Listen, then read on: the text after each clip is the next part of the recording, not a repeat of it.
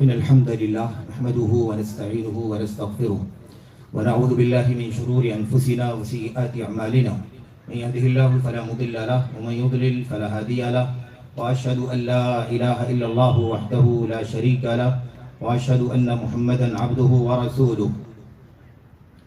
أما بعد فإن خير الحديث كتاب الله، وخير الهدي هدي محمد صلى الله عليه وسلم، وشر الأمور محدثاتها، وكل محدثة بدعة، وكل بدعة ضلالة، وكل ضلالة في النار. أعوذ بالله من الشيطان الرجيم. بسم الله الرحمن الرحيم. وما كان المؤمنون لينفروا كافة فلولا نفر من كل فرقة منهم طائفة ليتفقهوا في الدين ولينذروا قومهم إذا رجعوا إليهم لعلهم يحذرون. وقال النبي صلى الله عليه وسلم: من دخل مسجدنا هذا ليتعلم خيرا أو يعلمه كان كالمجاهد في سبيل الله، ومن دخله لغير ذلك كان كالناظر إلى ما ليس منه. جمعیت و جماعت کے ادارے کے ذمہ داران، مدرسہ دارالحدیث عربیہ سلفیہ سرسی کے موقر اراکین ذمہ داران، اس سے منسلک تمام تر افراد، آج جو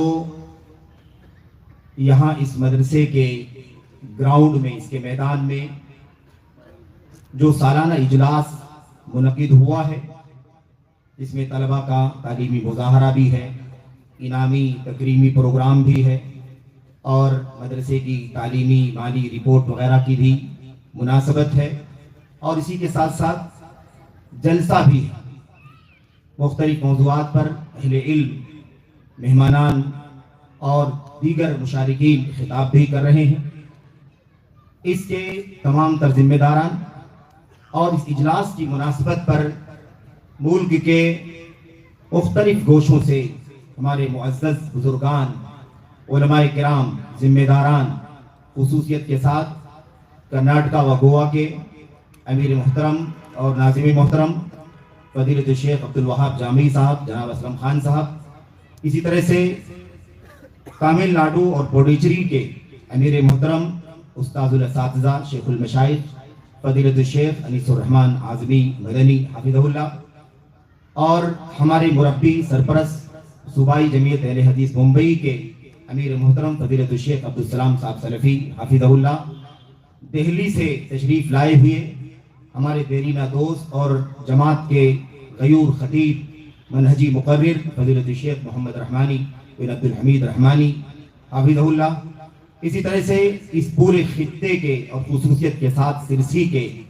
تعلیمی دعوتی سلسلے کے روح رواں ہمارے محترم دوست فضیلت الشیخ عبدالغفور حافظ عبدالغفور جامعی حفظہ اللہ، آپ تمام قابل احترام بزرگوں، اسٹیج پر تشریف فرما جماعت کے مختلف علاقوں کے ذمہ داران، ضلعی، صوبائی، شہری، مقامی تمام تر ذمہ داران جو یہاں کے ہیں یا اطراف سے جوانی سے تشریف لائے ہوئے ہیں، وہ سارے کے سارے، اسی طریقے سے ہمارے سامنے جو حاضرین موجود ہیں، معزز بزرگان ہیں، اس میں نوجوانان ہیں، عزیز بچے ہیں، اور اسی طرح سے مجلس کے اندر تشریف فرما ہماری قابل احترام مائیں اور بہنیں۔ آج کے اس اجلاس میں جس عنوان پر تھوڑی دیر گفتگو کرنی ہے وہ ہے مدارس اسلامیہ کی اہمیت اور ضرورت۔ اصل میں یہ موضوع تو لمبا ہے یا لمبی گفتگو کا موضوع ہے، کیونکہ اس کے بہت سارے پہلو ہیں، بہت سارے گوشے ہیں جس پر حقیقت میں گفتگو ہونی چاہیے، اور مدارس اسلامیہ کی اہمیت ایسے ہی مسلم ہے، اس کی افادیت، اس کا مقام، اس کا مرتبہ، اس کی ضرورت مسلم ہے۔ لیکن جب حالات نازک ہو جائیں اور مدارس کے خلاف مختلف انداز سے، دائیں بائیں سے، مشرق مغرب سے، داخل سے، خارج سے، اپنوں سے، پرائیوں کی طرف سے مہادرائی ہونے لگے، اس کی کردار کشی ہونے لگے، اسے مختلف انداز سے بدنام کیے جانے کا کام شروع ہو جائے، تو پھر یہ ذمہ داری اور زیادہ بڑھ جاتی ہے، اور اس سلسلے میں لوگوں کو بیدار کرنا، لوگوں کو ہوش میں لانا، لوگوں کو اپنی ذمہ داریوں کا احساس دلانا، یہ بہت زیادہ ضروری ہو جاتا ہے۔ میں اس اجلاس کی مناسبت پر ذمہ داران کا اس اعتبار سے بھی شکر گزار ہوں، دیگر تمام تر پہلوؤں پر شکر گزاری کے ساتھ اس پہلو سے بھی خصوصیت کے ساتھ شکر گزار ہوں کہ انہوں نے ادارے کے اجلاس کے اس مناسبت پر ایک عنوان کا انتخاب اس حوالے سے بھی کیا کہ دینی مدارس کی اہمیت اور ضرورت کیا ہے، دینی مدارس کیا ہیں، ان کی اہمیت کیا ہے، ان کا دین اسلام کے اندر مقام کیا ہے، اور خصوصیت کے ساتھ وطن عزیز کے اندر، ملک ہندوستان کے اندر دینی مدارس کا کتنا عظیم الشان کردار ہے، اس حوالے سے کچھ باتیں کرنے کا یہ موقع ہے۔ میں بہت ہی اختصار کے ساتھ کچھ باتیں آپ کے سامنے عرض کروں گا اور اللہ سے دعا کروں گا کہ اللہ عز و جل ہم تمام لوگوں کو اس حوالے سے اپنی ذمہ داریاں سمجھنے کی اور پھر امانت داری کے ساتھ، دیانت داری کے ساتھ ادا کرنے کی توفیق عطا فرمائے۔ اور اس سلسلے میں اگر کسی انداز کی کوئی غلط فہمی ہے یا کسی بھی طرح کی شکایت ہے تو ان غلط فہمیوں کا ازالہ بھی کر لیا جائے، ان شکایتوں کو بھی حل کر لیا جائے۔ لیکن اس مشن جو تعلیم و تربیت کا مشن ہے، جس کا اصل مرکز مدارس اسلامیہ ہیں، جامعات ہیں، مکاتب ہیں اور ایسے ہی چھوٹے بڑے جو ادارے چلتے ہیں، وہ اس کا سب سے بنیادی مرکز ہے۔ اس ملک کے اندر خصوصیت کے ساتھ دینی تعلیم و تربیت کا اگر کوئی سرچشمہ ہے، اگر کوئی مرکز ہے، اگر کوئی خزانہ ہے، اگر کوئی سوتا ہے جہاں سے علم نکلتا ہے، علم کی مختلف گوشے نکلتے ہیں، مفسرین پیدا ہوتے ہیں، محدثین پیدا ہوتے ہیں، مصنفین باحثین پیدا ہوتے ہیں، مقررین مدرسین پیدا ہوتے ہیں، تو ہمارے پاس اس کا صرف اور صرف ایک سورس ہے۔ ہم اپنے علماء کو اسٹیجوں پر دیکھتے ہیں، درس کے مساجد پر دیکھتے ہیں، قلم کے مصنفین کو دیکھتے ہیں اور باحثین کو دیکھتے ہیں، محققین کو دیکھتے ہیں۔ ہم دیکھتے ضرور ہیں، خوش بھی ہوتے ہیں، ان سے فائدہ بھی اٹھاتے ہیں، لیکن کبھی کبھی بھول جاتے ہیں کہ یہ آئے کہاں سے ہیں، ان کا سرچشمہ کیا ہے، یہ پیدا کہاں سے ہوئے، یہ آخر کہاں سے ہمارے سامنے آ کر کھڑے ہوتے ہیں اور کہاں سے یہ نکل رہے ہیں، وہ سوتا کون سا ہے، وہ سرچشمہ کون سا ہے، اسے ہم کبھی کبھی فراموش کر جاتے ہیں۔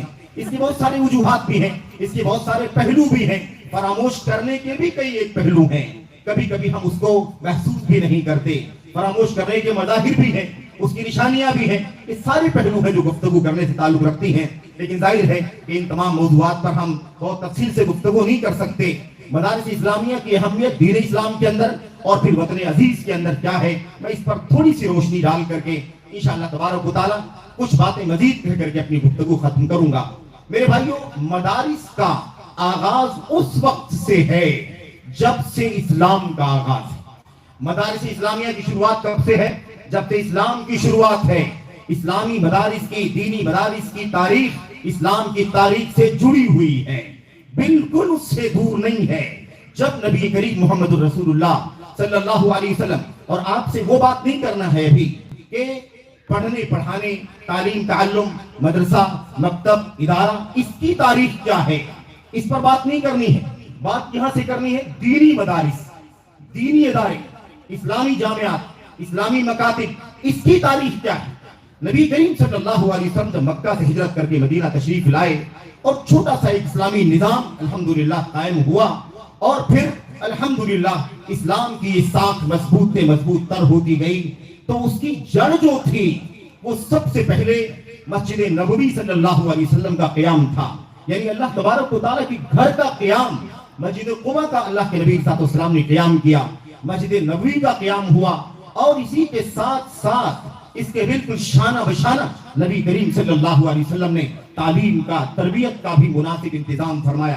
آپ اس بات کو جانتے ہیں، کتاتیب کا ذکر آتا ہے جس کو ہم اپنی زبان میں مکتب کہتے ہیں۔ مکتب اس تعلیم کو کہا جاتا ہے جس کو آج ہم ابتدائیہ کہہ سکتے ہیں، یا ابتدائیہ سے بھی پہلے کا مرحلہ کہہ سکتے ہیں، لیکن بہرحال آسانی کے ساتھ اگر سمجھنا چاہتے ہیں تو ابتدائیہ کہہ لیں، نرسری کہہ لیں، اس طرح کا نام ہم آپ جدید حالات کے اعتبار سے اس کا دے سکتے ہیں۔ اس کی شروعات نبی کریم صلی اللہ علیہ وسلم جو فرمائی تو مسجد نبوی صلی اللہ علیہ وسلم کے بالکل بغل میں، اس سے متصل، اس کے پیچھے کی طرف اللہ کے نبی صلی اللہ علیہ وسلم نے وہ صفہ قائم کیا تھا جس کے سائے میں رہ کر کے اور جس کے چبوترے پر بس کر کے اللہ کے نبی صلی اللہ علیہ وسلم کے صحابہ کرام علم حاصل کیا کرتے تھے۔ یہ وہ اسلامی مدرسے کی تاریخ کی شروعات ہے جسے ہم صفہ کا چبوترا کہتے ہیں۔ صفہ کے اس مدرسے کے اندر 100 کے قریب طلبہ پڑھتے تھے، جس میں بہت سارے نام ہیں، اس کا بھی موقع نہیں ہے، لیکن مشہور نام اگر آپ ایک دو لینا جانتے ہیں، چاہتے ہیں، تو حضرت ابو ہریرہ رضی اللہ تعالیٰ عنہ کا نام ہے، حضرت انس بن مالک خادم رسول صلی اللہ علیہ وسلم کا نام ہے، اور دیگر صحابہ کرام ہیں، اور اس میں بڑی تعداد فقراء کی تھی، بڑی تعداد نادار لوگوں کی تھی، بڑی تعداد مساکین کی تھی، جن کے پاس گھر نہیں تھا، رہنے کا ٹھکانہ نہیں تھا، جن کے پاس مناسب کپڑا بھی نہیں تھا، جن کے پاس کوئی بیلنس نہیں تھا، جس کے پاس کوئی مال نہیں تھا، جن کے پاس کوئی بزنس کاروبار یا کوئی جاب نہیں تھا، وہ پورے طور پر نیتتے تھے اور ان کا مقصد صرف اور صرف یہ تھا کہ وہ نبی کریم صلی اللہ علیہ وسلم کی صحبت میں رہ کر کے آپ کی خلوت و جلوت میں اور آپ کے سفر و حضر میں رہ کر کے علم حاصل کریں ہی، لیکن خصوصیت کے ساتھ اس صفہ پر رہ کر نبی کریم صلی اللہ علیہ وسلم کا، آپ کی سنت کا، آپ پر اترنے والے قرآن کریم کا، اس کی تشریح کا، اس کے بیان کا علم حاصل کریں۔ یہ بنیادی مقصد تھا حضرات صحابہ کرام کا۔ اور میں آپ کو بتاؤں، انہیں اضیاف الاسلام کہا جاتا تھا۔ اضیاف الاسلام، جس کو آسان لفظوں میں ضیوف الاسلام، حجاج کرام کو، معتمرین کو ضیوف الرحمن کے نام سے آپ جانتے ہیں، اللہ تبارک و تعالیٰ کے مہمان۔ ان کو حدیث کے اندر، صحیح بخاری مسلم وغیرہ کی حدیثوں کے اندر اور دیگر حدیثوں کے اندر خود صحابہ کرام نے اضیاف الاسلام کہا ہے۔ یہ اسلام کے گیسٹ تھے، یہ اسلام کے مہمان تھے، جو نبی کریم صلی اللہ علیہ وسلم کی صحبت میں رہ کر کے صفہ کی چبوترے پر اور اس کے سائے میں رہ کر کے نبی کریم صلی اللہ علیہ وسلم کی حدیثوں کو سیکھتے تھے، آپ کے دروس کو سیکھتے تھے، آپ کے بیانات اور آپ کے فرمودات کا علم حاصل کرتے تھے، اسے ازبر کرتے تھے، اسے بائی ہارٹ کرتے تھے، اس کا مذاکرہ کرتے تھے، پڑھتے پڑھاتے تھے، سناتے تھے۔ حالت یہ تھی ان کی ناداری کی حالت یہ تھی کہ اگر نبی کریم صلی اللہ علیہ وسلم کی خدمت میں کوئی اگر کھانے پینے کا سامان آ جاتا، اگر وہ صدقے کی حیثیت سے آتا، نبی کریم صلی اللہ علیہ وسلم اپنے ان شاگردان کو، جن کی تعداد تقریباً 70 کے قریب تھی، بلکہ بسا اوقات 100 کے قریب بھی پہنچتی ہے، ان صحابہ کرام، ان صفہ کے جامعہ، صفہ کے مدرسہ اور صفہ کے مؤسسہ تعلیمیہ اور صفہ کے پہلے تعلیمی مرکز میں پڑھنے والے ان طلبہ جو حضرات صحابہ کرام تھے، معلم نبی کریم صلی اللہ علیہ وسلم تھے، شاگردان آپ کے اجلہ صحابہ کرام تھے، مدرسہ صفہ تھا۔ نبی کریم صلی اللہ علیہ وسلم کی مسجد کے پیچھے کی طرف اللہ کے نبی علیہ السلام پڑھاتے تھے۔ جب ان کے لیے ان کے کھانے پینے کا انتظام، ان کے لباس کا انتظام، ان کی غذا و خوراک کا انتظام نبی کریم صلی اللہ علیہ وسلم کیا کرتے تھے۔ آپ معلم بھی تھے، آپ مربی بھی تھے، آپ سرپرست بھی تھے، آپ ذمہ دار بھی تھے، آپ محسن بھی تھے، آپ ہمدرد بھی تھے۔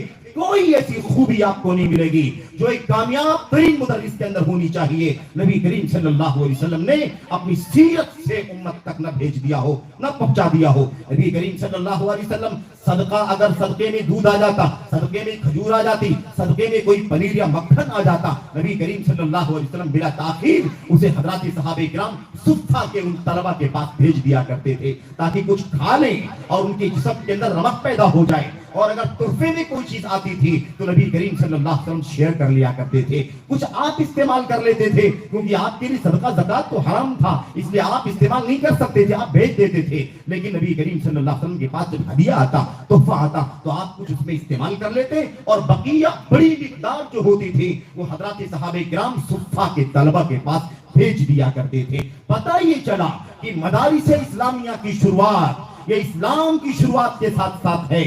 جو ہی اسلامی نظام کا چھوٹا سا ایک سسٹم شروع ہوا، اسی وقت سے اللہ کے نبی علیہ السلام نے ان اپنے شاگردان صحابہ کرام کی تعلیم کا، تربیت کا انتظام کر دیا۔ میرے بھائیوں، وہ اللہ کی کتاب کی تعلیم حاصل کرنے والے، وہ سنت رسول صلی اللہ علیہ وسلم کی تعلیم حاصل کرنے والے وہ طلبہ، اور ان طلبہ کا جو منہج تھا، جو عقیدہ تھا، جو ان کا مشن تھا، جو ان کا اٹھنا بیٹھنا تھا، جو ان کی فکر تھی، جو ان کی سوچ تھی، اس مشن پر، اس سوچ پر، اس منہج پر، اس عقیدے پر جو بھی ادارے آج تک چل رہے ہیں، چھوٹے پیمانے پر ہوں، بڑے پیمانے پر ہوں، ہاسٹل کے ساتھ ہوں، بغیر ہاسٹل کے ساتھ ہوں، جیسے تیسے چلتے ہوں، چاہے وہ درختوں کے سائے میں چلتے ہوں، نہتے ہوں، نادار ہوں، جیسے بھی چلتے ہوں، اگر وہی مشن، وہی عقیدہ، وہی سوچ، وہی تعلیم جو دینے کے لیے نبی کریم صلی اللہ علیہ وسلم نے اپنے صحابہ کرام کو صفہ پر جمع کیا تھا، اور نادار صحابہ کرام آ کر کے علم حاصل کیا کرتے تھے، جن کے پاس کھیتی باڑی تھی وہ کھیتی باڑی کرتے تھے، اس میں سے وقت نکال کر کے علم حاصل کرتے تھے، جن کے پاس کاروبار تھا وہ کاروبار سے وقت نکال کر کے نبی کریم صلی اللہ علیہ وسلم سے علم حاصل کیا کرتے تھے۔ لیکن یہ طلبہ مدرسے کے طلبہ تھے، یہ صفہ کی جامعہ کے طلبہ تھے، یہ صفہ کے مکتب کے طلبہ تھے جو خصوصیت کے ساتھ فارغ ہو کر کے فری ہو کر کے نبی کریم صلی اللہ علیہ وسلم سے علم حاصل کرتے تھے۔ میرے بھائیوں، یہ صحابہ کرام تھے۔ یہاں سے مدارس اسلامیہ کی شروعات ہوتی ہے، تو جتنے ادارے قیامت تک قائم ہوں گے اسی ہدف اور مشن کے ساتھ، وہ سب کے سب اسی صفہ کی جامعہ اور صفہ کے مدرسے کا امتداد ہوں گے، اسی تسلسل کی کڑیاں ہوں گی، جس کی ایک کڑی یہ بھی ہے جس میں آج اور یا جس کے اجلاس میں، سالانہ اجلاس میں ہم اور آپ سب کے سب حاضر ہوئے ہیں۔ یہ شرف کی بات ہے ہمارے لیے، سعادت کی بات ہے، اور طلبہ کی جہاں حوصلہ افزائی ہے وہاں ہمارے لیے بھی سعادت کی بات ہے۔ میں آپ کو بتانا چاہتا ہوں، دینی مدارس کے اجلاس میں، طلبہ کی حوصلہ افزائی کے اجلاس میں، یا ایسے ہی طلبہ کو انعام دینے، ان کی تکریم کرنے، یا انہیں شہادات سے نوازنے، ان کی حوصلہ افزائی کرنے کا کوئی بھی طریقہ ہو، اس طرح کے پروگراموں میں شرکت سے حقیقت یہ ہے کہ دل میں بے انتہا خوشی ہوتی ہے۔ کیونکہ مسئلہ کیا ہے، آج یہ بچے چھوٹے ہیں، 5 سال 10 سال 8 سال یا اس سے زیادہ، 12 سال 14 سال 15 سال یا اس سے زیادہ عمر کے ہیں، یہ آج بچے ضرور ہیں، لیکن یہی مستقبل کے مدرس ہیں، یہی مستقبل کے خطبہ ہیں، یہی مستقبل کے محققین ہیں، یہی مستقبل میں امت کو توحید و سنت کی تعلیم دینے والے، یہی مستقبل میں امت کو الحاد سے، بدعات سے، پیراروی سے، انحرافات سے بچانے کا مشن اٹھانے والے، یہی مدارس کے مساجد پر مدرس بنیں گے، یہی ہمارے اسٹیجوں کے مقرر بنیں گے، یہی ہمارے ممبروں کے خطبہ بنیں گے، یہی مصنفین اور باحثین بنیں گے، یہی میرے بھائیوں محققین بنیں گے۔ آج بڑی تعداد ہمارے اسٹیج پر الحمدللہ اہل علم کی موجود ہیں۔ یہ ہمارے اساتذہ ہی نہیں، ہمارے ساتھی ہی نہیں ہیں، ہمارے جونیئر سینئر ہی نہیں ہیں، بلکہ اس میں ہمارے اساتذہ ہیں، بلکہ ہمارے اساتذہ کے اساتذہ ہیں۔ کوئی ذرا پتہ لگا کر کے دیکھے کہ ان پہاڑ جیسے علماء کرام کی تعلیم کہاں سے ہوئی ہے، انہوں نے کہاں سے علم حاصل کیا ہے۔ ان سب کا اگر کوئی مادر علمی ہے تو یہی دینی مدارس ہیں جنہوں نے توحید کا علم سکھایا، سنت کا علم سکھایا۔ یہ بڑے بڑے مصنفین بھی ہیں، بڑے بڑے باحثین ہیں، اور جماعت کے سر خیل کی حیثیت سے الحمدللہ دنیا میں، ملک میں اور دنیا میں جانے جاتے ہیں۔ یہ مدارس اسلامیہ کی اہمیت کا ایک پہلو ہے جو میں آپ کے سامنے سرسری طور پر ذکر کر رہا تھا۔ رہی بات تھوڑی سی فضیلت کے حوالے سے یا ذمہ داری کے حوالے سے، تو اللہ کے کلام کی آیت کریمہ آپ کے سامنے پڑھی گئی ہے۔ اللہ تبارک و تعالیٰ فرماتا ہے وَمَا كَانَ، اور آیت کریمہ کا جو پس منظر ہے نا میرے بھائیوں، وہ پس منظر جو ہے وہ جہاد کا پس منظر ہے۔ اس کا پس منظر ہے جہاد، دنگے اور فساد کا پس منظر نہیں ہے، جہاد کا، وہ جہاد جو جہاد اسلامی ہے، جو جہاد شرعی ہے، جو جہاد اعلاء کلمت اللہ کے لیے ہوتا ہے، جس میں دنگا نہیں ہوتا، جس میں فساد نہیں ہوتا، جس میں معصوموں کی جان نہیں لی جاتی، جس میں کسی کے مال کو تباہ نہیں کیا جاتا، جس میں کسی کی عزت و آبرو سے کھیلا نہیں جاتا، وہ مقدس جہاد جنہیں اپنوں اور پرائیوں کی نادانی نے بدنام کر کے رکھ دیا ہے۔ آج اس لفظ کو زبان پر لاتے ہوئے بھی ایک خطیب کو ڈر لگتی ہے کہ نہ جانے یہ لفظ کان میں کسی کے پڑے تو وہ چونک جائے کہ کس موضوع پر بات ہو رہی ہے۔ کوئی دنگے کے لیے ابھار تو نہیں رہا، کوئی فساد پھیلانے کے لیے کسی کو آمادہ تو نہیں کر رہا۔ یہ صورتحال بن گئی ہے۔ تو میں عرض کرنا چاہتا ہوں کہ جہاد کے پس منظر میں آیت کریمہ اتری ہے۔ اللہ تبارک و تعالیٰ فرماتا ہے وَمَا كَانَ الْمُؤْمِنُونَ لِيَنْفِرُوا كَافَّةً، مسلمانوں کو، ایمان والوں کو ایسا نہیں کرنا چاہیے کہ سب کے سب اکٹھا ہو کر کے اللہ تبارک و تعالیٰ کی راہ میں جہاد کرنے کے لیے نکل جائیں۔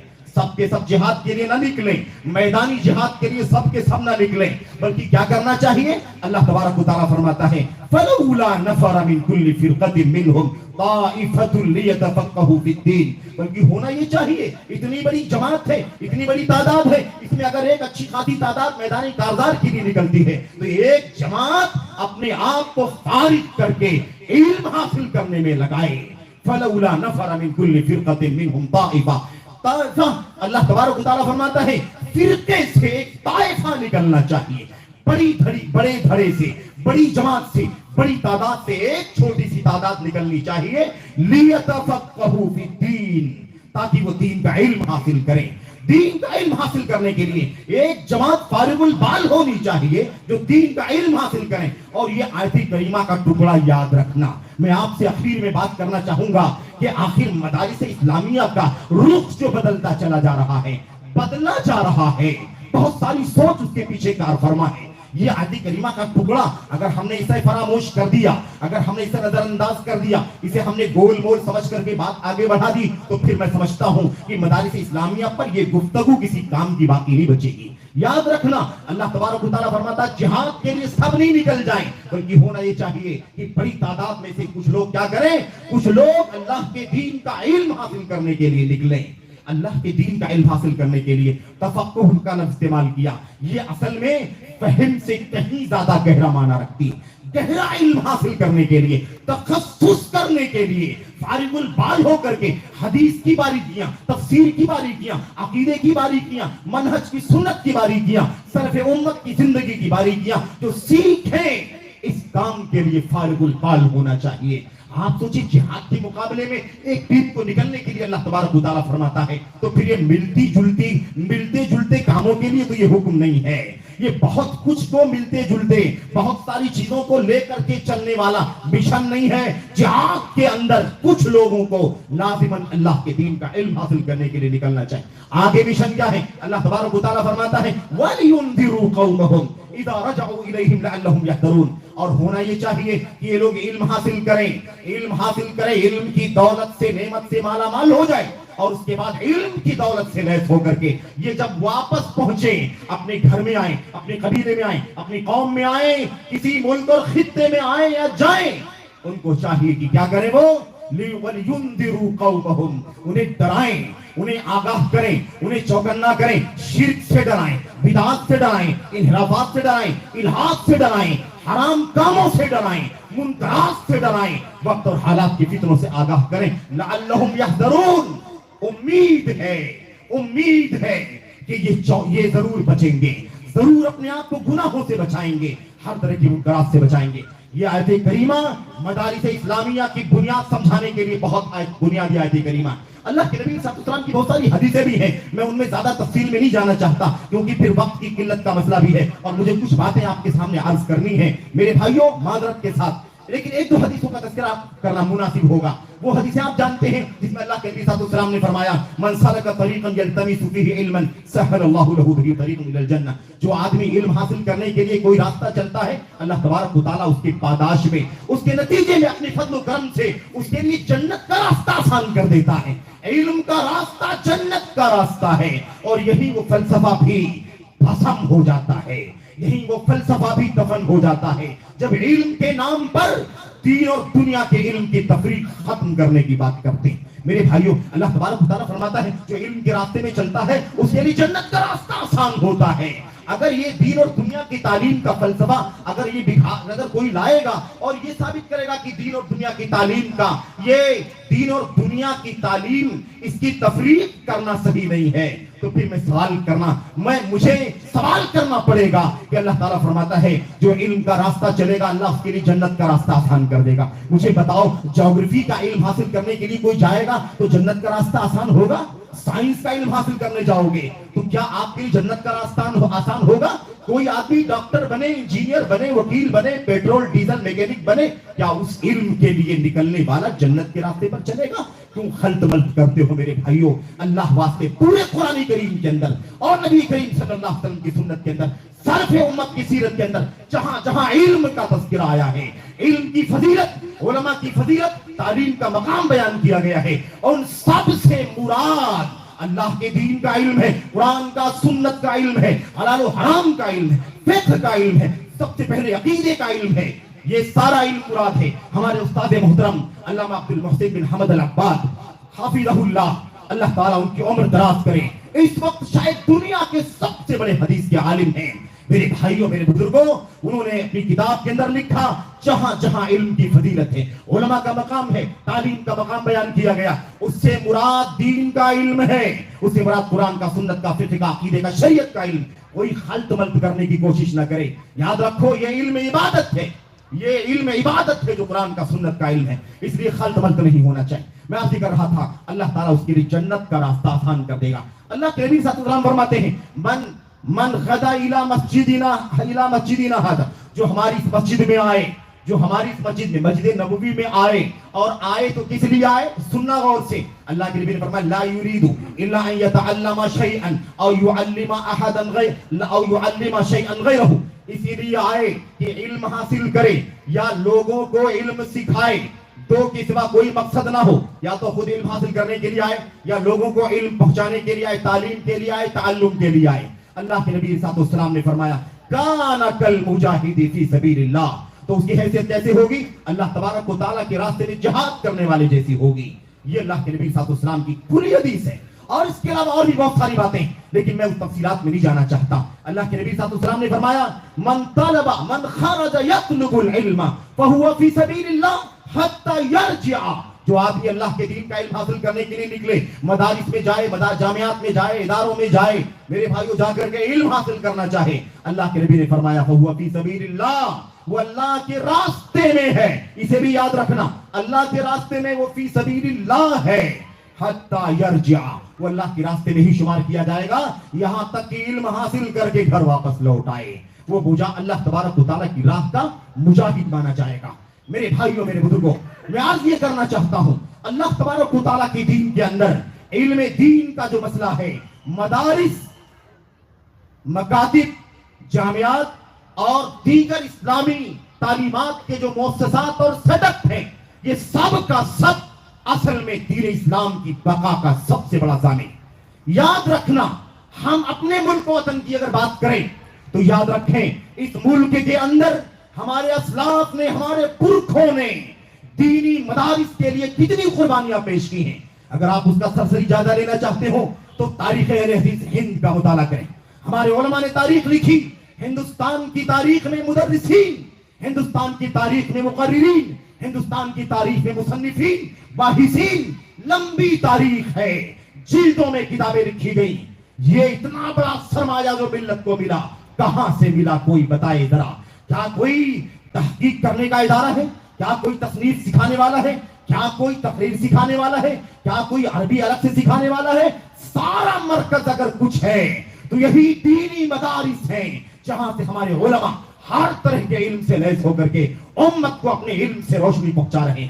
میرے بھائیوں، میرے بزرگوں، اس موقع پر مجھے ایک دو باتیں بڑی بنیادی کرنی ہے اور اس کے بعد کچھ باتیں خلاصے کی آپ کے سامنے کرنی ہے، اس حوالے سے کہ ان مدارس کی اہمیت اور ضرورت اگر ہے تو پھر ہمیں اس کی حفاظت کے لیے کیا کرنا پڑے گا، اس کی حفاظت معنوی کیسے ہو سکتی ہے، اس کی حفاظت ظاہری کیسے ہو سکتی ہے۔ اس پر میں دو تین نقطوں پر، چار نقطوں پر بات کرنا چاہتا ہوں۔ اس سے پہلے میرے بھائیوں، میرے بزرگوں، میں یہ بتانا چاہتا ہوں مدارس اسلامیہ کی اہمیت اور ضرورت کے حوالے سے کہ ہمارا یہ ملک وطن عزیز، جہاں بہت سارے ادیان اور مذاہب کا یہ مرکز ہے، وہی اسلام سے نسبت رکھنے والے بہت سارے فرقوں کا بھی، بہت سارے مکاتب فکر کا بھی مرکز ہے۔ یہاں مختلف افکار، نظریات، اہداف، سوچ، جمعیات، اس طرح کے لوگ رہتے ہیں۔ میرے بھائیوں، میرے بزرگوں، اب ہم اور آپ اس بات کو بھی اچھی طرح سے جانتے ہیں، ہمارے ملک کے اندر عقیدے کا بگاڑ کتنا ہے، بدعات کتنی ہیں، انحرافات کتنا ہے، شرک کتنا ہے، خرافات کتنی ہے، انحرافات اخلاقی کتنی ہے، حرام و حلال کا مسئلہ کتنا نازک ہے، بد اخلاقی کا مسئلہ کتنا نازک ہے۔ اس حوالے سے جو کچھ بھی کارنامے آپ کو پڑھنے کو، سننے کو، دیکھنے کو مل رہے ہیں، یا بڑی تعداد ہمارے اہل علم کی آج ہمارے بیچ میں موجود ہیں، یا ماضی میں ہم سے رخصت ہو چکی ہے، یا ابھی یہ طلبہ جو آگے تیار ہو رہے ہیں، ان سب کو جو ہم دیکھتے ہیں، یاد رکھیں اس ملک میں عقیدے کی اصلاح کا جو کارنامہ ہے، ان مدارس اسلامیہ کا کارنامہ ہے۔ اس ملک کے اندر جو بدعقیدگی کے علاوہ بد اخلاقی، حرام و حلال کی تمیز ختم کرنے کا جو فساد اور فتنہ تھا، الحاد کا حملہ، بے دینی کا حملہ، داخلی فتنے، خارجی فتنے، اپنوں کے پرائیوں کے، ان سارے فتنوں سے اگر کسی نے نبرد آسما ہونے کا بیڑا اٹھایا تو اس ملک کے وہ سچے علماء ہیں جنہوں نے دینی مدارس سے کسب فیض کیا اور علم کی روشنی سے اپنے آپ کو نور کیا اور اس مشن کو آگے لے کر کے بڑھے۔ آج اتنی بڑی تعداد ہے، سینکڑوں بلکہ ہزاروں کی تعداد میں علماء ہیں، سینکڑوں کی تعداد میں ہمارے مدارس ہیں۔ ملک کے طول و عرض میں مشرق سے مغرب تک، شمال سے جنوب تک جو دینی مدارس کا، مدارس اہل حدیث کا جو جال بچھا ہوا ہے، یاد رکھیں یہ وہ سب سے بڑا کارنامہ انجام دینے کا مرکز ہے جس کے ذریعے سے اس ملک کے اندر عقیدے کی اصلاح ہوئی ہے، اخلاق کی اصلاح ہوئی ہے، کردار کی اصلاح ہوئی ہے، ہر پہلو پر جو اصلاح کا کام ہوا ہے۔ اس کے پیچھے اگر اللہ تبارک و تعالیٰ کے فضل و کرم کے بعد اگر کوئی سب سے بڑا نام لیے جانے کے قابل ہے اس مشن میں حصے داری کے لیے تو ہمارے اسلاف کے قائم کیے ہوئے مدارس ہیں. آج بھی جو مدارس اسلامیہ کا قیام کیے ہوئے ہمارے علماء ہیں, ان کی کوششیں, ان کی قربانیاں, بہت سارے داخلی خارجی مشکلات, ان مشکلات کا مقابلہ کرتے ہوئے جو مدارس اسلامیہ کے تحفظ کے لیے ہر طرح کی قربانی دے رہے ہیں, مبارکباد کے مستحق ہیں. میں سمجھتا ہوں ایک ادارے کے پروگرام میں ہم شریک ہیں جو آپ کے سرسی کا تاریخی ادارہ, ابھی میں ناظم صاحب اور امیر محترم کی زبانی سن رہا تھا, تقریباً 100 سال اس ادارے کو ہو رہے. بڑی خوش آئند بات ہے. اللہ تعالیٰ مزید ترقی کی توفیق عطا فرمائے. کمیوں کو, خامیوں کو بھول جاؤ, نئے عزم کے ساتھ نیا کام کرنے کو سوچو. یہ پرانی یادیں, جو پرانی چیزیں ہیں, اس کے پیچھے وہ پڑتے ہیں جو کام نہیں کرنا چاہتے. جو کام کرنا چاہتے ہیں وہ ماضی کو بھلا کر نئے عزم سے آگے بڑھنے کی بات کرتے ہیں. یاد رکھو میرے بھائیوں, اور اس منچ کے اوپر ملک کا ایک عظیم الشان ادارہ دہلی کے اندر قائم ہے, اس کے صدر محترم یہاں پر موجود ہیں, اور آپ کے جنوب کی بستی میں ایک عظیم الشان ادارہ بنات کا بھی قائم ہے جس کے سرپرست ناظم امیر محترم کرناٹک اور گوا کے شیخ عبدالوہاب صاحب بھی موجود ہیں. میرے بھائیوں, اس موقع پر یہ مسئلہ سمجھنا بڑا آسان ہے, اس میں کوئی پیچیدگی نہیں ہے, اس میں کوئی الجھن نہیں ہے. آپ سمجھ سکتے ہیں کہ یہ ادارے کتنا عظیم الشان کردار ادا کر رہے ہیں. اب اس کے بعد جو سب سے بڑا مسئلہ ہے میرے بھائیوں وہ یہ ہے, ان مدارس اسلامیہ کے خلاف ہونے والے بہت سارے محاذ, اور یہ محاذ داخلی بھی, یہ محاذ خارجی بھی ہے. میں بہت زیادہ لمبا تبصرہ نہیں کرنا چاہتا, اور یہ نہیں سوچتا, یہ نہیں چاہتا کہ یہ باتیں میری کچھ سیاسی انداز کے بن جائیں. میں صرف اور صرف بطور اشارہ کچھ باتیں کہنا چاہتا ہوں, اور اشارہ عقل مندوں کے لیے کافی ہوتا ہے. آپ سمجھ سکتے ہیں ملک کے حالات کیسے ہیں. اسلام کے خلاف, مدارس اسلامیہ کے خلاف, علماء کے خلاف, مساجد کے خلاف, اسلامی مؤسسات کے خلاف, اسلامی مقدسات کے خلاف کیا کچھ صورتحال بنتی چلی جا رہی ہے. اللہ تبارک و تعالیٰ ہمیں اس سے زبردست نہ ہونے کی ہمت عطا فرمائے, اور اپنے فضل و کرم سے, اپنی خصوصی نصرت سے نوازے کہ یہ مشن ہمیشہ ہمیشہ قائم رہے. ہر طرح کے حالات آئیں جائیں بدلیں, لیکن اللہ تبارک و تعالیٰ اسے اپنے فضل و کرم سے دوام عطا فرمائے, پائیداری عطا فرمائے, اور اللہ تبارک و تعالیٰ اسے قائم و دائم رکھنے کی توفیق عطا فرمائے. جو لوگ اس مشن پر لگے ہوئے, اللہ تبارک و تعالیٰ انہیں اپنی ذمہ داریاں ادا کرنے کی توفیق عطا فرمائے. ان کی راستوں میں آنے والی مشکلات کو اللہ تبارک و تعالیٰ آسان فرمائے. میرے بھائیوں, میرے بزرگوں, اس کے بعد جو مسئلہ ہے وہ مسئلہ یہ ہے کہ بہت سارے ایسے بھی مسائل ہیں جن کی وجہ سے مدارس تو موجود ہیں لیکن مدارس اندر سے کھوکھلے ہوئے. اور بہت معذرت کے ساتھ میں عرض کرنا چاہتا ہوں, مجھے معاف کر دینا, ہو سکتا ہے کوئی بات ذرا زیادہ ہو جائے اور آپ ناراض ہو جائیں, لیکن درگزر کر دینا, مسئلے کو سمجھ لینا. میں آپ سے یہ بھی عرض کرنا چاہتا ہوں, ان مدارس کی حفاظت کا مطلب ان در و دیوار کی حفاظت نہیں ہے, صرف اور صرف اس کی ظاہری حفاظت نہیں ہے. اس کی ظاہری حفاظت سے زیادہ اہم مسئلہ اس کی معنوی حفاظت کا ہے. میرے بھائیوں, اگر ہم نے ان مدارس کے معنویت کو کھوکھلا کر دیا تو یہ در و دیوار کے سوا اور اسٹرکچر کے سوا کچھ باقی نہیں بچیں گے. اور چھوٹا موٹا جو کام چلتا ہے معنویت کے ساتھ چلے, استحکام کے ساتھ چلے, صحیح عقیدے کی تعلیم ہو, صحیح سنت کی تعلیم ہو, صحیح منہج کی تعلیم ہو, شرک کی تردید کی جائے, بدعات کی بہتری کی جائے, الحاد اور بے دینی کا خاتمہ کیا جائے. ہمارے نوجوان, ہمارے نونہال بچے اس دور میں جس طرح کے نئے نئے فتنوں سے دوچار ہو رہے ہیں, میڈیا کے راستے سے بہت سارے فتنوں نے گھیر رکھا ہے. ان فتنوں سے زبردست نہ ہونے کے لیے, مقابلہ کرنے کے لیے ہمیں بہت سنجیدگی کے ساتھ آگے بڑھنے کی ضرورت ہے. میں عرض کرنا چاہتا ہوں کہ ان مدارس کی معنوی حفاظت کرنا ان کی ظاہری حفاظت سے زیادہ ضروری ہے. میرے بھائیوں, یہاں تعداد ہم نے سنا چھوٹی تعداد ہے, ابھی ہمارے مشائخ کے خطابات سے اندازہ ہوا کہ تعداد زیادہ نہیں ہے, کوئی بات نہیں ہے. تعداد اگر کم بھی ہے تو کیا ہوا, معنویت مضبوط رکھو, اصالت مضبوط رکھو. یہ 100 پر بھاری ہو جائیں گے, 100,000 پر بھاری ہو جائیں گے. ضروری ہے کہ جو نکلے آپ کے اداروں سے وہ جوہر بن کر کے نکلے, جو نکلے وہ کندن بن کر کے نکلے, وہ دنیا کا رخ موڑنے کی طاقت رکھے. شرک اور بدعت کے خلاف میرے بھائیوں پورے طور پر आप पूरे तौर पर तैयार होकर के निकले और मैदान अमल में उतरे, तो मेरे भाइयों पूरे आज़म के साथ उतरे। किसी तरह का लाग लपेट ना हो, किसी तरह की बुज़दिली ना हो, किसी तरह की इसके समझौते का मसला ना हो। और जिस तरह के हालात आज हमें और आपको देखने सुनने को मिलते हैं, अल्लाह तबारक व तआला इस रंग से बचने की तौफीक अता फरमाए। और इसी के साथ साथ मैं आपसे ये भी अर्ज करना चाहता हूँ कि मानवी हिफाजत में हमारी सबसे बड़ी जिम्मेदारी है। हम ये तो कह सकते हैं हालात ऐसे हो गए, हालात ऐसे हो गए, हालात ऐसे हो गए, लेकिन हम जो जिम्मेदारी अदा कर सकते हैं उसका ठेकरा या उसमें कोताही का जिम्मेदार हम किसको बनाएंगे? मेरे भाइयों, अपनी जिम्मेदारी अदा करो। कुल्लुकुम राअ व कुल्लुकुम मसऊलुन अन रइयतिह। हर आदमी जिम्मेदार है, हर आदमी जिम्मेदार है। हर जिम्मेदार से अल्लाह तबारक व तआला उसकी जिम्मेदारी के बारे में सवाल करेगा। तो अपनी जिम्मेदारी का ख्याल करना जरूरी है।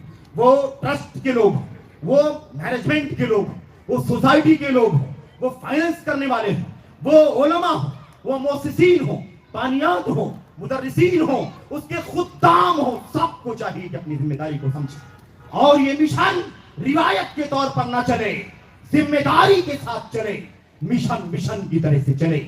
हमारा ये मुकद्दस मिशन तालीम का, तरबियत का मदारिस से इबारत है।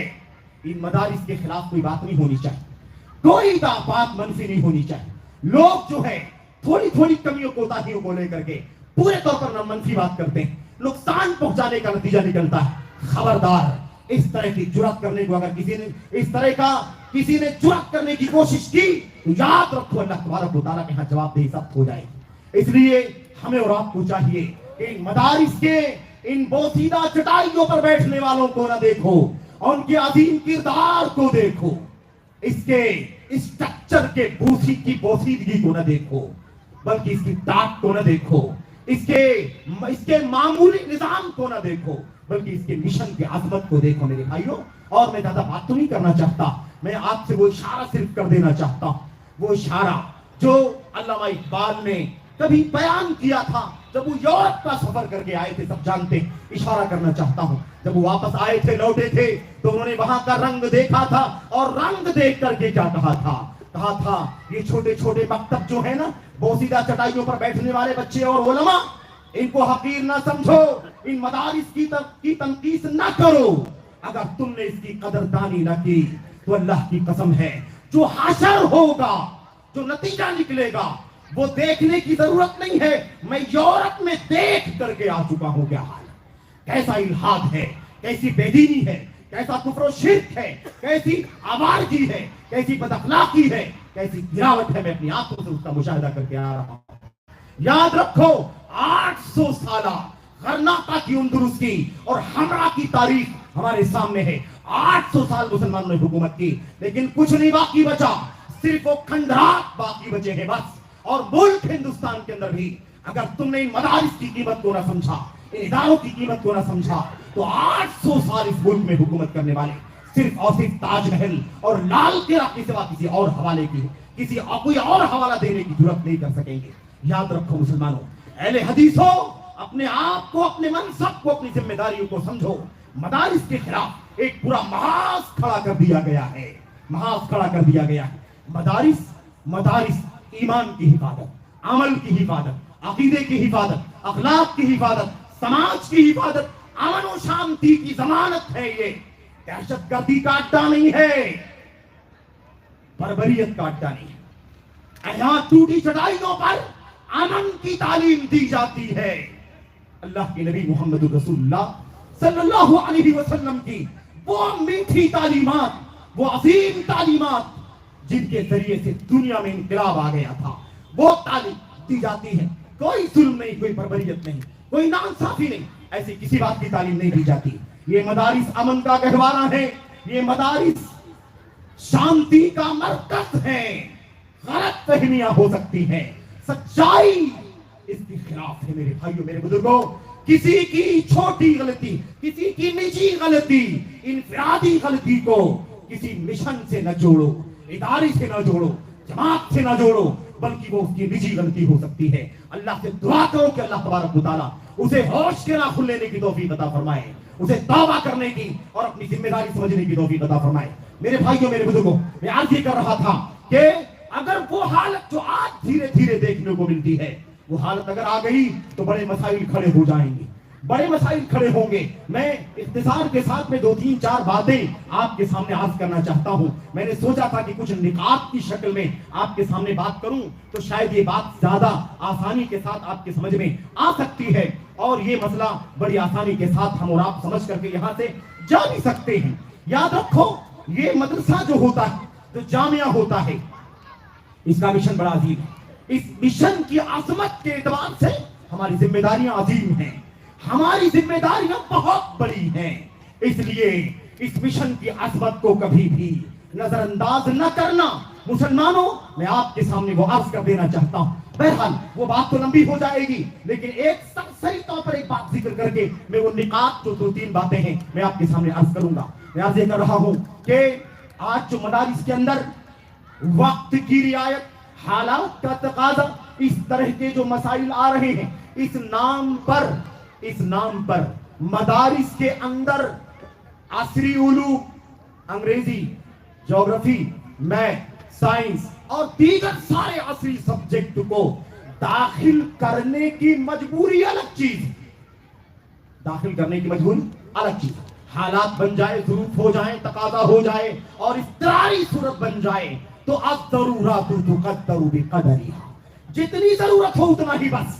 لیکن اگر ہم نے یہ فضا بنانے کی کوشش کر لی کہ بھئی مدارس کو تو دینی اور شرعی علوم کے لیے اس دور میں خاص کرنا اچھا نہیں ہے، بلکہ اس کو ایسا سلیبس بنایا جائے کہ طالب علم پڑھے، اس کے اندر مدارس شریعت اسلامیہ کے سارے علوم بھی ہوں، اس کے اندر عصری علوم کے سارے سبجیکٹ ہوں، 10 سبجیکٹ شریعت کے، 10 سبجیکٹ عصری علوم کے بھی رہیں۔ ایک طالب علم 5ویں جماعت 6ٹھی جماعت عالمیت فضیلت تک پہنچے تو اس کے بعد اسے جو ٹریک پکڑنا ہو پکڑ سکتا ہے، وہ چاہے عالم بن کر کے رہے، وہ چاہے مدرس بن کر کے رہے، چاہے وہ خطیب بن کر کے رہے، اور اس کا دل چاہے تو دنیا کی ڈگریاں لے، وہ گریجویشن کرے، ایم اے کرے، دنیا کی اعلیٰ تعلیم حاصل کر کے دنیا میں ترقی کرے۔ یاد رکھو، مجبوری جہاں تک ہے وہاں تک تو ٹھیک ہے، لیکن اگر ہم نے یہ فضا بنانا شروع کر دیا کہ نہیں بھائی مدارس کو دینی تعلیم کی حد تک خاص رکھنا اچھا نہیں ہے، بلکہ اس کو کسی بھی طرح سے ایکول کرنے کی کوشش کرو، برابر کرنے کی کوشش کرو، تاکہ دنیا میں بھی بچہ ترقی کرے، آخرت میں بھی ترقی کرے۔ میں آپ کو زیادہ بات نہیں کرنا چاہتا، قرآن کریم کی آیتیں، اللہ کے نبی کی حدیثیں ایک نہیں دسیوں کی تعداد میں ہیں۔ جہاں دین اور دنیا آپ کے سامنے آ جائیں گے وہاں دین کو نہیں دنیا کو ترجیح انسان دینے کے لیے تیار ہو جاتا ہے۔ جہاں آپ کے سامنے دین کا بھی راستہ، دنیا کے بھی راستہ ہے، انسان دین کو چھوڑ کر کے دنیا کی طرف مائل ہوتا ہے۔ اسی لیے بڑی تعداد میں یہ تو دیکھنے کو مل رہا ہے کہ وہ علماء، وہ طلبہ، وہ مدارس کے خریجین اور فارغین جنہوں نے مدارس سے علم حاصل کیا ہے، لیکن ان کے پاس دنیا کی طرف بھی ڈگریاں حاصل کرنے کے راستے کھلے ہوئے تھے، ہر طرح سے راستہ کھلا ہوا تھا۔ وہ مدرسوں سے نکلے تو منبر کے نہ ہوئے، مدرسوں کے مدرس نہ بنے، وہ منبر کے خطیب نہ بنے، وہ مصنف اور باحث نہ بنے، وہ معلم نہ بنے، بلکہ وہ دنیا کی ڈگریاں لے کر کے دنیا دار ہو گئے۔ اور اتنا ہی اگر ہوتا تو بھی کوئی بات نہ تھی، معاملہ اس سے کہیں آگے چلا گیا۔ وہی لوگ مدارس کے خلاف محاذ کھڑا کرنے لگے، مدارس کی ناقدری کرنے لگے، مدارس کے خلاف محاذ اٹھایا، مدارس کے علماء کے خلاف بات کرنا شروع کر دیا، مدرسین، خطبہ، مقررین کے خلاف بات کرنا شروع کر دیا، مدارس میں کیڑے نکالنا شروع کر دیا، علماء کرام کے خلاف بات کرنا شروع کر دیا۔ یہ ایک بڑا خطرناک مسئلہ ہے۔ تو اب ضرورات تقدر بقدرها، اگر ضرورت ہے، اضطرار ہے، تو آپ اسی اعتبار سے اتنی گنجائش رکھیں، بس یہ ذہن نہ بنائیں۔ میرے بھائیو، اگر کوئی کہتا ہے اس میں کیا حرج کی بات ہے کہ اگر دین کے ساتھ دنیا ملے، میں آپ سے پوچھنا چاہتا ہوں، مدارس کی بات کرتے ہو، ملک کے اندر، اس کے شمال، جنوب، مشرق، مغرب کے اندر کالج کتنے ہیں میرے بھائیو؟ یونیورسٹیز کتنی ہیں؟ عصری علوم کے مراکز کتنے ہیں؟ کتنی بار آپ نے سوچا کہ ان کالجوں میں شریعت کے علوم بھی داخل کرنا چاہیے، ان کالج میں عقیدہ بھی پڑھایا جانا چاہیے، ان کالج میں توحید بھی پڑھائی جائے، عقیدہ تفسیر بھی پڑھائی جائے، حدیث بھی پڑھائی جائے، کچھ سیرت بھی پڑھائی جائے؟ کتنی بار آپ نے سوچا؟ ان جامعات کے اندر جہاں عصری علوم کی تعلیم ہوتی ہے، ان जामियात के अंदर, यूनिवर्सिटियों के अंदर दीन की तालीम कितनी होनी चाहिए, कुछ होनी चाहिए। इसके लिए आपने कभी सोचा या नहीं सोचा? मदारिस अल्लाह के दीन की हिफाजत का ज़ामिन है। इस मदारिस की हिफाजत इस्लाम की हिफाजत है। मदारिस की हिफाजत अकीदे तौहीद की सुन्नत की हिफाजत है। इन मदारिस को जो इसी हिफाजत के लिए अल्लाह तबारक व तआला ने हमें और आपको बनाने और करने की तौफीक अता फरमाई है, इसको तुम मिक्स करके कमजोर करना चाहते हो।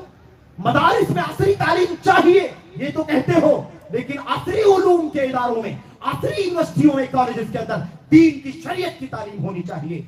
इसके लिए आपकी जबान क्यों नहीं खुलती? क्या चाहते हो? जो सिसकती बिलकती सूरत हाल है मदारिस, इसे भी मानवी तौर पर खोखला कर देना चाहते हो।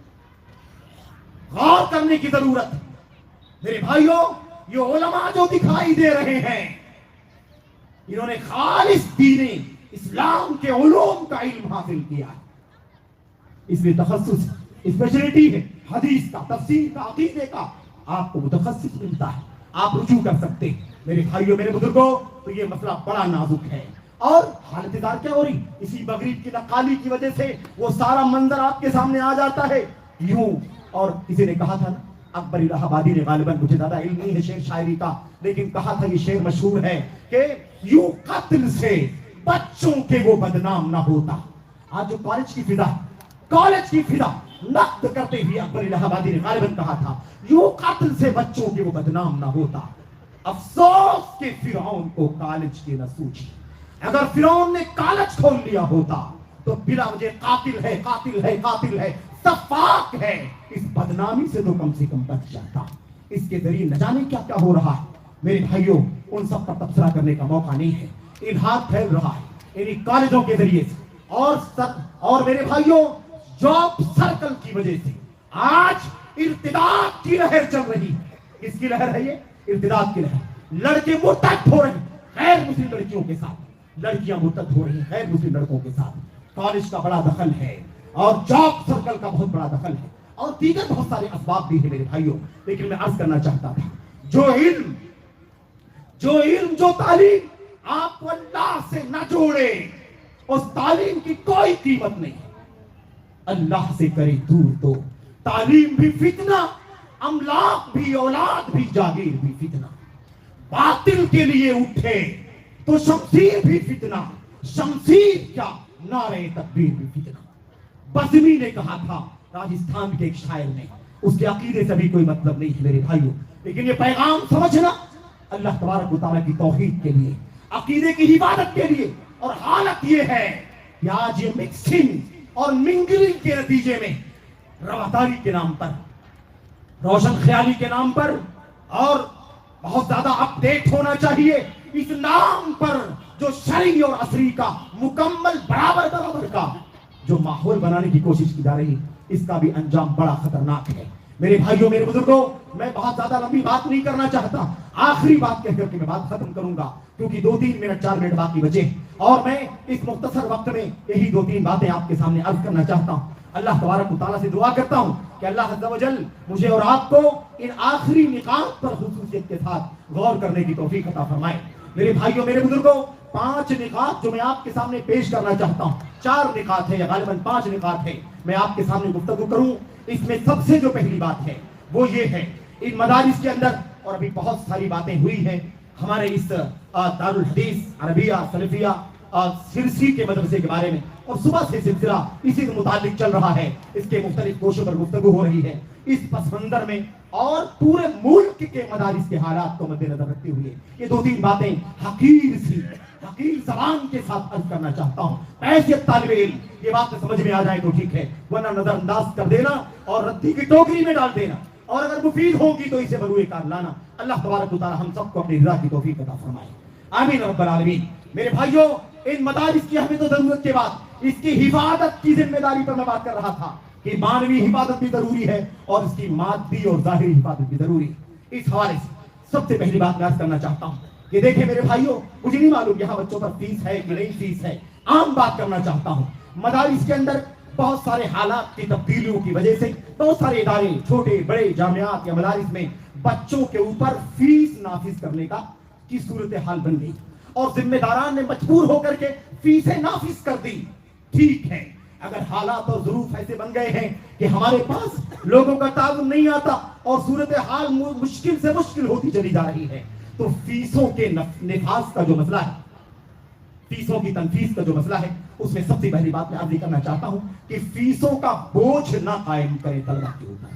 میرے بھائیوں, عیسائی دنیا عیسائیت پھیلانے کے لیے ملین نہیں بلین خرچ کر رہی ہے. عیسائیت پھیلانے, دنیا کو مسلمانوں کو مرتد کرنے کے لیے بلین میں خرچ کر رہی ہے پیسے. اور آج ہم توحید و سنت سکھانے کے لیے بچوں سے فیس کا بوجھ ڈال کر کے انہیں مجبور کر رہے ہیں. اس لیے خبردار, اگر ضرورت ہے تو اعلیٰ قدر ضرورت اور کم سے کم بوجھ ہونا چاہیے. یا تو فیس نہ رہے اور ضرورت ہے تو ضرورت کے مطابق رہے.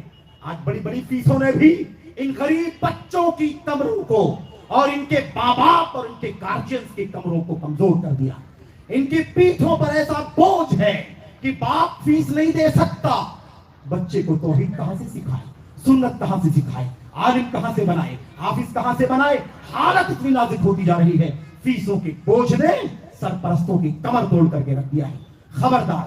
دوسرا مسئلہ کیا ہے, اگر یہ فیس کا بوجھ ہم نے نہیں اتارا تو ہم نے شروع میں کہا, درمیان میں کہا کہ اگر دین اور دنیا کا موازنہ ہو جائے تو الا من رحم اللہ, ورنہ لوگ دین کو چھوڑ کر کے دنیا کی طرف مائل ہوتے.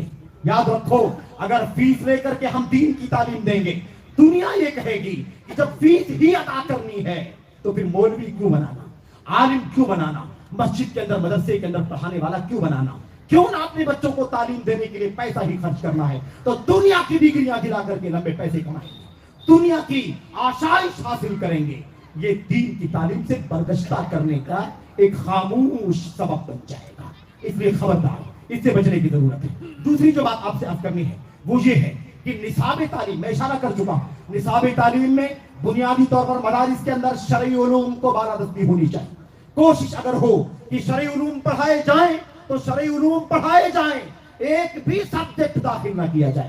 اور اگر تقاضا ہے کہ کچھ نہ کچھ عصری علوم کو داخل کرنا پڑے گا, ایک دو ٹھیک ہے, حسب ضرورت داخل کیا جائے, لیکن اسے پورے طور پر ایکول یا پیرالل نہ بنا دیا جائے. دین اور دنیا کو کیوں برابر کرنا چاہتے ہو؟ اللہ نے زمین و آسمان کا فرق رکھا ہے دنیا اور آخرت میں, اس لیے اسے بھی خلط ملط کرنے سے بچنے کی ضرورت ہے. تیسری جو بات آپ کے سامنے عرض کرنا چاہتا ہوں وہ یہ ہے میرے بھائیوں کہ دینی مدارس کے اس پس منظر میں ایک بہت بڑا مسئلہ جو آج سننے اور دیکھنے میں آتا ہے, بہت معذرت کے ساتھ, وہ یہ ہے کہ شارٹ کرنے کی کوشش کی جا رہی ہے.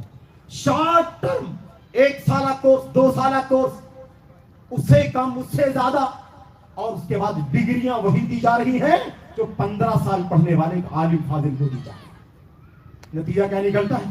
ڈگریاں تو اسی طرح سے پرنٹ ہوئی, ادارے کا نام تو وہی ہے, لیکن کھوکھلا ہے اندر سے. عقیدے کا علم, سنت کا علم نہیں, منہج کا علم نہیں, سلف صالحین کی سیرت کا علم نہیں ہے. ایسے ہی اچکتی ہوئی معلومات, سرسری معلومات لے کر کے, ڈگری لے کر کے دنیا کے سامنے عالم فاضل بن کر کے گھومتا ہے. اور بہت دکھ کے ساتھ میں بات کر رہا ہوں, موقع نہیں ہے کہ میں آپ کو تبصرہ کر کے بتاؤں, لیکن اشارہ سمجھنا آپ کی ذمہ داری ہے. اور اشارہ سمجھیں کہ آخر جو جتنا زیادہ علم میں وقت لگائے گا اتنا ہی تو علم کشید کرے گا. میرے بھائی, آخر صحابہ کرام کی زندگی میں جب بات کرنے کے لیے ہمارے علماء آتے ہیں اسلاف, تو صحابہ کرام پر بھی گفتگو کرتے ہوئے کیا کہتے ہیں فلاں صحابی نے اللہ کے نبی علیہ السلام کے ساتھ لمبا عرصہ گزارا ہے. عبداللہ بن عمر ہیں, ابن عباس ہیں, ابن مسعود ہیں, اور دیگر صحابہ کرام ہیں. اور جو صحابہ کرام جن کو کم وقت ملا, جنہوں نے تھوڑا وقت گزارا, ان کا علم کے مقابلے میں کمزور ہے کہ نہیں کمزور ہے, محدود ہے کہ نہیں موجود ہے؟ میرے بھائیوں, ہم اس بات کو بڑی اچھی طرح سمجھ سکتے ہیں. اس لیے خبردار, یہ معاملہ بھی بڑا نازک ہے, اس پر بھی نظر ثانی کرنے کی ضرورت ہے. ٹھیک ہے, علم ضرور پہنچایا جائے, لیکن ڈگریاں دے کر کے انہیں عالم فاضل بنا کر کے ان علماء کی صف میں کھڑے کرنے کی جرات نہ کی جائے. آج ہم سال کی بات کرتے ہیں, لوگ مہینے تعلیم دے کر کے سالوں کی ڈگریاں دے رہے ہیں. کوئی ماہانہ 2 دن, کوئی ماہانہ 4 دن, کوئی ماہانہ 6 دن پڑھاتا ہے, اور اس کو 6 سال 8 سال 10 سال پڑھانے کے نام سے 10 سالہ عالمیت کی ڈگری دے رہا ہے. مدارس کو اندر سے کھوکھلا کرنے کا کام ہے کہ نہیں ہے؟ مجھے بتاؤ ذرا. ڈھانچہ کھڑا ہے لیکن پروڈکشن کھوکھلا ہوتا چلا جا رہا ہے. میرے بھائیوں, ایسے ہی چوتھی جو بات آپ کے سامنے ہے وہ کیا ہے وہ یہ ہے کہ اللہ کے نبی صلی اللہ علیہ وسلم کی تعلیم، قرآن، سنت اور صحابہ کرام، اور آپ نے حضرت امام ابن سیرین رحمۃ اللہ علیہ کی وہ بات بار بار سنی ہے، بس میں اسی کو ذکر کر لینا چاہتا ہوں۔ امام ابن سیرین نے فرمایا تھا ان هذا العلم دین فانظروا عمن تاخذون دینکم، لوگوں یہ دین جو سیکھ رہے ہو، علم جو ہے قرآن و سنت کا، یہ علم دین، قرآن کا، سنت کا، اسناد کا جو علم حاصل کر رہے ہو، یہ دین ہے، دین، کھیل تماشا نہیں ہے کہ جہاں کھڑے ہوئے تماشا دیکھ لیا، جہاں کھڑے ہوئے منورنجن کر لیا، نہیں، یہ علم دین ہے، دین۔ فانظروا عمن تاخذون دینکم، تو ذرا سوچ لو، غور کر لو کہ تم دین کس سے حاصل کر رہے ہو۔ اس لیے مدارس کے اندر، جامعات کے اندر، چھوٹے بڑے تمام کے تمامی اداروں کی بات بہت بڑی ذمہ داری ہے۔ اساتذہ، مدرسین خالص عقیدے والے ہونے چاہیے، خالص سنت کے راستے پر چلنے والے علماء ہونا چاہیے، جن کی زبان، جن کا قلم، جن کی سوچ، جن کا مشن خالص سلفیت اور اہل حدیثیت کا علم بردار، لوگ چھپ کر کے نہیں، ٹھک چھپ کر کے نہیں، رواداری کے نام پر نہیں، مداہنت نہیں، صلح کلیت نہیں، سیکولر نظریہ نہیں، میرے بھائیوں، گلابی انداز کا نظریہ نہیں، ایک دم کھری تعلیم ہو دینے والا، کوئی ملاوٹ نہیں ہونی چاہیے، کوئی رجحان، کوئی میلان، نہ عقیدے کے فساد کا، نہ منہج کے فساد کا، ہرگز نہیں۔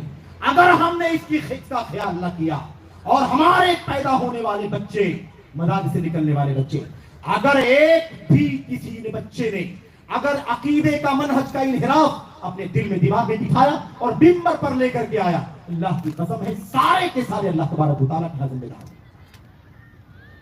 اس لیے خبردار، یہ ہماری اور آپ کی ذمہ داری، خالق ملک کا چکر چھوڑ دو میرے بھائیو، دنیا کو نہیں اللہ کو راضی کرو، مشکلات بھی ہوں گے تو اللہ آسان فرما دے گا۔ ہم اپنے مشن پر قائم ہیں، اسی کو ہم نجات کا ذریعہ سمجھتے ہیں، اس لیے مدارس کو ایسے ہی آپ ٹائم پاس نہ سمجھیں، جیسے تیسے چلتے رہے، نہیں، اللہ تبارک و تعالیٰ ہمیں اور آپ کو اپنی ذمہ داریاں سمجھنے کی توفیق عطا فرمائے۔ آخری بات، اور بہت معذرت کے ساتھ وقت زیادہ ہو گیا، آخری بات، بالکل آخری بات، مدارس اسلامیہ کی مالی مدد کرو، کافی بات ہو چکی ہے، مال سے ان مدارس کے جڑوں کو، اس کے ستونوں کو مضبوط کرو، اپنا مال خرچ کرو اللہ تبارک و تعالیٰ کی دین کی نصرت کے، تعلیم کے لیے، تربیت کے لیے مال خرچ کرو۔ میرے بھائیوں، بہت بڑی ذمہ داری ہے یہ، یاد رکھو، ہم وطن عزیز ہندوستان میں رہتے ہیں، یہ کوئی اسلامی نظام نہیں ہے، کوئی سعودی عرب کی طرح سے وزارت التعلیم کا کوئی بجٹ نہیں ہے جو مدارس کو ملتا ہو۔ اس لیے خبردار، خبردار یاد رکھنا، ہم نے، آپ نے اگر اس ذمہ داری کو نہیں سمجھا اور یہ مدارس سسکنے لگے، بلکنے لگے، اس کی ساکھیں کمزور ہونے لگی، اللہ تبارک و تعالیٰ کی جواب دہی سخت ہو جائے گی، سخت جواب دہی کا سامنا کرنا ہوگا۔ یہ بہت بڑا مسئلہ ہے میرے بھائیوں، میرے بزرگوں، اور اس موقع پر میں یہ بھی کہنا چاہتا ہوں، آپ اپنے نجی مال سے مدارس کی مدد کرو۔